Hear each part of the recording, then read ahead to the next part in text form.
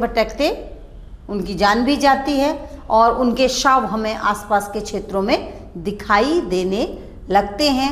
मानव जो है वो उस क्षेत्र से पलायन करने लगता है। ये सूखे के लक्षण हैं। तो अब सूखा होता क्यों है? सूखा एक समस्या तो है और सूखे का प्रभाव कहते 3 साल तक दिखाई देता है, उसको त्रिकाल भी कहते हैं। तो क्यों प्रभावी होता है 3 साल तक? कि जिस वर्ष कमी हुई उसका प्रभाव अगले आने वाले वर्ष तक। मान लीजिए एक फसल का हम उदाहरण ले लें। सूखे के कारण इस बार फसल नहीं हुई, किसान के पास अगले साल बीज नहीं होगा और उसके फलस्वरूप वो अगले साल तक उत्पादन नहीं कर पाएगा। तो ये 3 साल तक सूखे का प्रभाव हमको दिखाई देता है। तो ये सूखा होता क्यों? हमारे यहाँ तो मानसूनी वर्षा पर आश्रित है भारत, तो वर्षों से होती रही है, सूखा भी होता रहा है। तो सूखा होता क्यों है?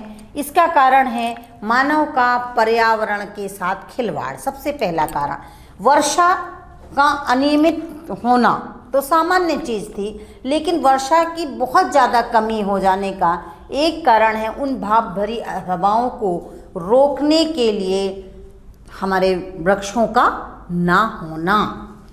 तो सूखे का एक कारण सबसे पहले आपको मिल गया, वनों की कटाई।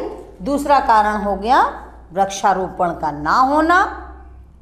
तीसरा कारण हो गया पर्यावरण के साथ विभिन्न तरीके का जो खिलवाड़ है, जैसे विषैली गैसें हम छोड़ रहे हैं और उद्योगों से जो निकल रही हैं, उसके कारण वायुमंडल का जो तापमान बढ़ रहा है, उसके कारण बादल ठंडे ही नहीं हो पा रहे हैं, तो बारिश नहीं हो रही। बादल अचानक ठंडे हो जाते हैं तो तेज मूसलाधार वर्षा हो जाती है, लेकिन ज़मीन के अंदर तक पानी नहीं पहुंच पाता और वो हमारे लिए फ़ायदेमंद भी नहीं हो पाती।